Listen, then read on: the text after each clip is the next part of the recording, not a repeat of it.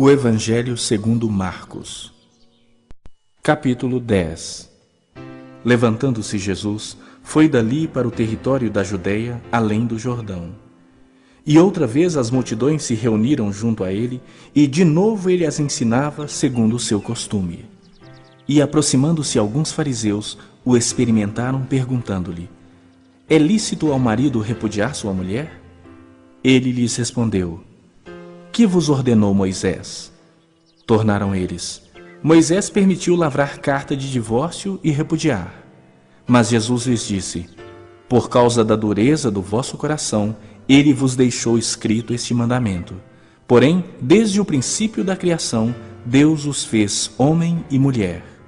Por isso, deixará o homem a seu pai e mãe, e unir-se-á à sua mulher, e com a sua mulher serão os dois uma só carne. De modo que já não são dois, mas uma só carne. Portanto, o que Deus ajuntou, não separe o homem. Em casa, voltaram os discípulos a interrogá-lo sobre esse assunto.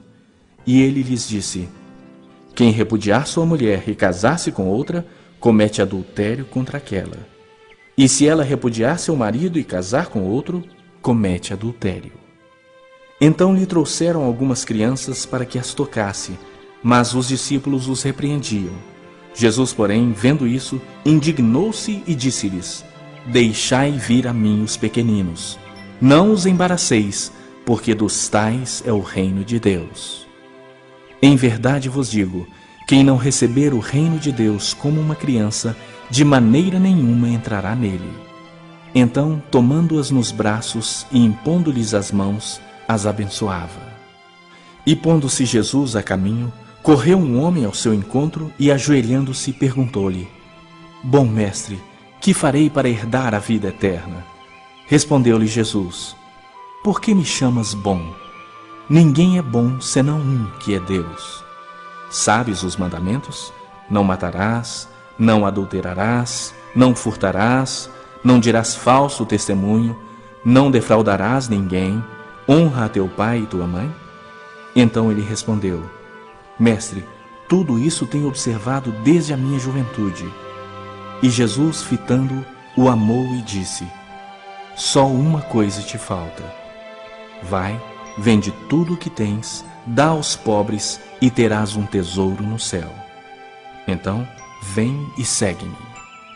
Ele, porém, contrariado com essa palavra, retirou-se triste, porque era dono de muitas propriedades. Então, Jesus, olhando ao redor, disse aos seus discípulos: quão dificilmente entrarão no reino de Deus os que têm riquezas. Os discípulos estranharam essas palavras, mas Jesus insistiu em dizer-lhes: filhos, quão difícil é para os que confiam nas riquezas entrar no reino de Deus. É mais fácil passar um camelo pelo fundo de uma agulha do que entrar um rico no reino de Deus. Eles ficaram sobremodo maravilhados, dizendo entre si: então, quem pode ser salvo? Jesus, porém, fitando neles o olhar, disse: para os homens é impossível, contudo não para Deus, porque para Deus tudo é possível. Então Pedro começou a dizer-lhe: eis que nós tudo deixamos e te seguimos. Tornou Jesus: em verdade vos digo que ninguém há que tenha deixado casa, ou irmãos, ou irmãs, ou mãe, ou pai, ou filhos, ou campos, por amor de mim e por amor do Evangelho, que não receba já no presente o cêntuplo de casas, irmãos, irmãs, mães, filhos e campos, com perseguições, e no mundo por vir a vida eterna. Porém, muitos primeiros serão últimos, e os últimos primeiros. O segundo livro de Samuel, capítulo 23. São estas as últimas palavras de Davi, filho de Jessé. Davi foi o homem que Deus tornou importante, que o Deus de Jacó escolheu para ser rei e que compôs as belas canções de Israel. Davi disse: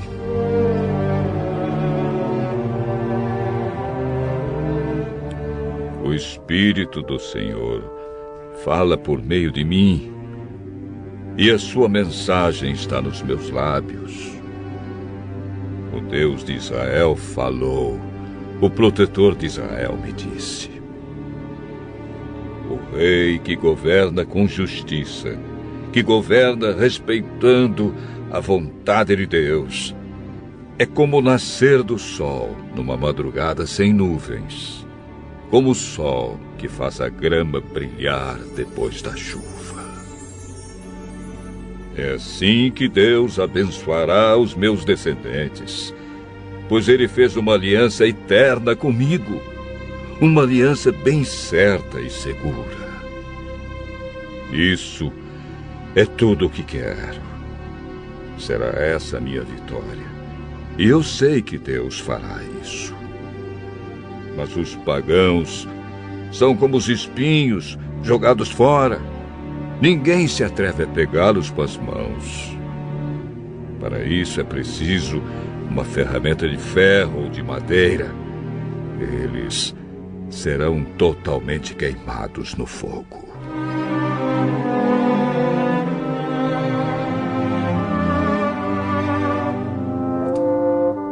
São estes os nomes dos soldados famosos de Davi. Josebe-Basebete, de Tequemone, que era o líder do grupo chamado Os Três.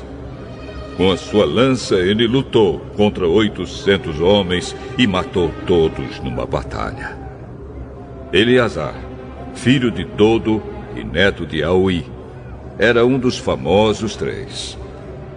Uma vez ele e Davi desafiaram os filisteus que se haviam reunido para a batalha. Os israelitas se retiraram, mas Eleazar ficou e lutou contra os filisteus até que teve uma cãibra tão forte na mão que não podia largar a espada.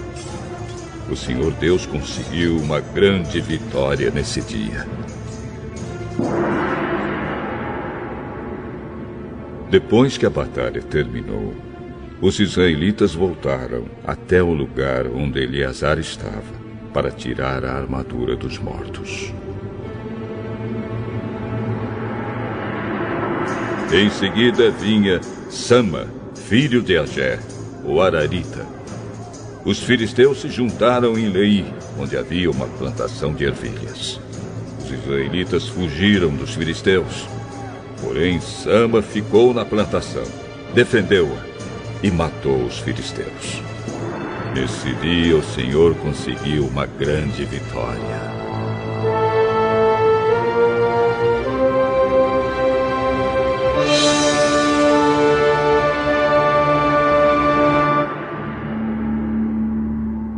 Perto do começo do tempo da colheita, 3 do grupo chamado Os 30 desceram até a caverna de Adulã, onde Davi estava, enquanto um bando de filisteus acampava no Vale dos Gigantes. Nessa época, Davi se encontrava na fortaleza e um grupo de filisteus estava na cidade de Belém. Então Davi teve uma vontade e disse: como eu gostaria que alguém me trouxesse um pouco de água do poço que fica perto do portão de Belém.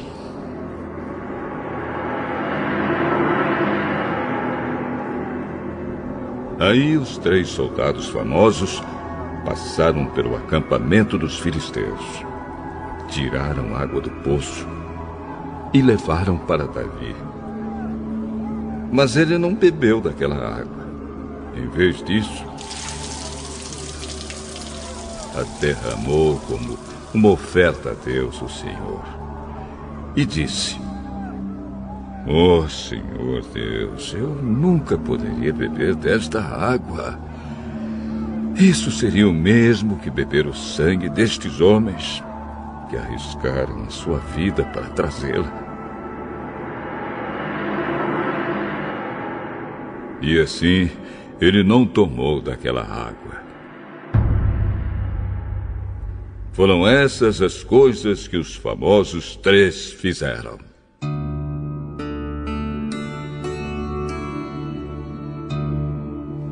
Abisai, irmão de Joabe, a mãe deles era Zeruia, era o líder dos famosos 30.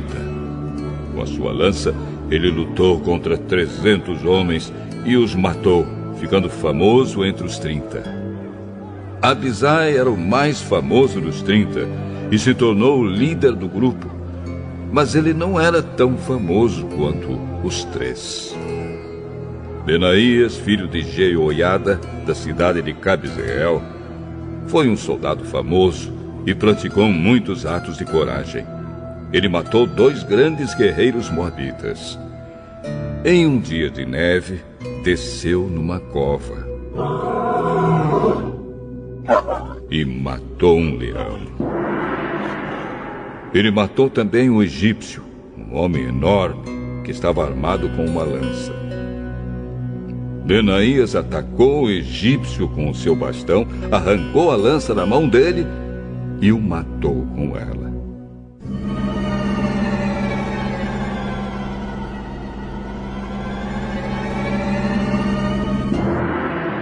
Foram essas as coisas que Benaías fez. Ele tinha uma posição de destaque entre os 30, mas também não foi tão famoso quanto os 3. Davi o colocou como chefe da sua guarda pessoal. Entre os 30 estavam Azael, irmão de Joabe, Elanã, filho de Dodo, de Belém, Sama e Elica, da cidade de Arode, Elis, de Pelete, Ira, filho de Iques, de Tecoa, Abiezer, de Anatote, Mebulai, de Uza, Salmão, o Aoíta, Maarai e Elebe, filho de Banaá, da cidade de Netofa, Itaí, filho de Ribai, de Gibeá, no território da tribo de Benjamim, Benaías, de Piratom, Idai, dos vales de Gaás, Abi-Albon, de Arabá, Asmavete, de Baurim, Eliaba, de Saalbon, os filhos de Jazém, Jonatas, os araritas Sama e Aião,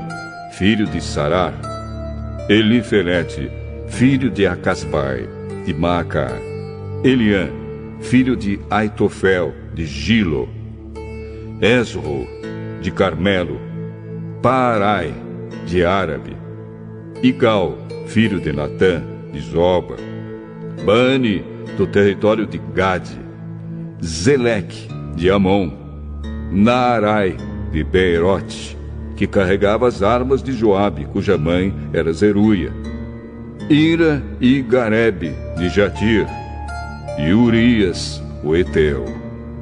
Houve 37 soldados famosos ao todo.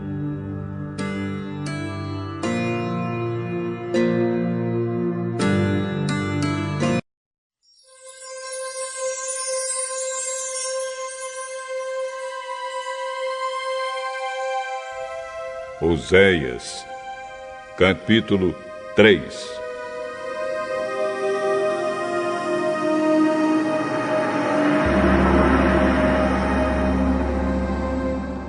O Senhor Deus falou de novo comigo e disse: Vá e ame uma adúltera, uma mulher que tem um amante. Ame-a assim como eu amo o povo de Israel. Embora eles adorem outros deuses e lhes ofereçam bolos de passas.